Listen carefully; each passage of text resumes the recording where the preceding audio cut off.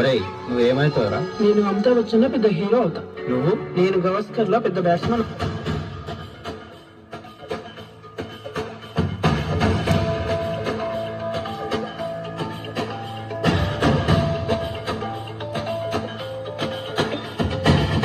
సరిహద్దున నువ్వు లేకుంటే తన పాప కంటి నిండుగా నిద్రపోదురా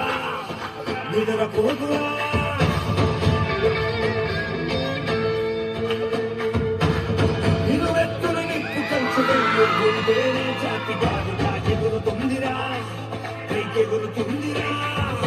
దిల్లే ఇండియా, దిల్లే ఇండియా, దిల్లే ఇండియా, తన భరోసా నువ్వే దేశం కొనగా.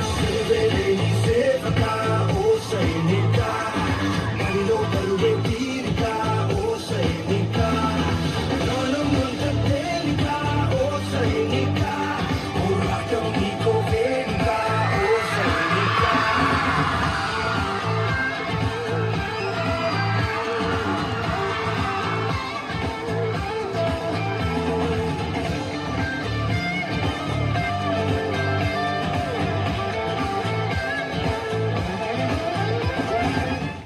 మేము బాగానే ఉంటామండి.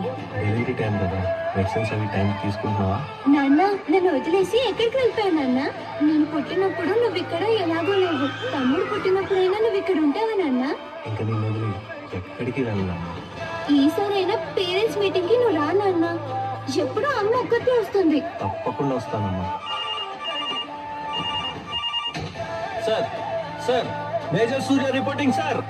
అదేంటి నాన్న, సంవత్సరానికి ఒక్కసారి వస్తుంది బర్త్డే. నువ్వు నాతో ఒక్క గంట కూడా ఉండవా? పాపా, మనకి ఫ్యామిలీ కన్నా దేశ సేవ ముఖ్యం కదా అని నీ మాట్లాడతా. పాప, ఈసారి మీ నాన్న నేనే దగ్గరుండి తీసుకొస్తా, సరేనా?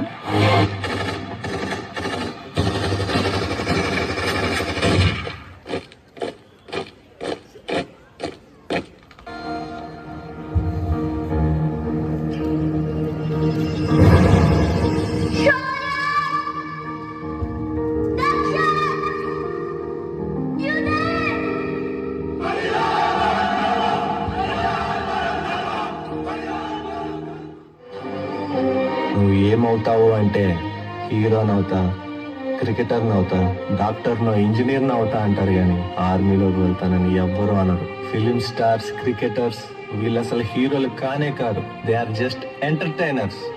రియల్ హీరోలు అంటే వీళ్ళే. అందరు తల్లులు వాళ్ళ పిల్లలు ఆర్మీలోకి వెళ్తామంటే వాళ్ళ పిల్లలు ఎక్కడికో వెళ్ళిపోతున్నట్టు, ఏమైపోతారో అనుకుంటారు కానీ దేశ సేవను మించిన తల్లి సేవ ఏముంటుందమ్మా? ఫైనల్ గా ఒక్కటి, దేశం అంటే మట్టి కాదోయ్, దేశం అంటే మనుషులోయ్. కానీ మనం ఈ దేశం గురించి, ఇలాంటి మనుషుల గురించి మర్చిపోతూనే ఉన్నాం. ఎప్పుడో పేపర్లోనో లేక న్యూస్లోనో ఇలాంటి ప్రోగ్రాంలో ఎమోషనల్ సాంగ్ గానో అప్పుడప్పుడు గుర్తు చేసుకోవడం తప్ప ఏమీ చేయలేకపోతున్నాం.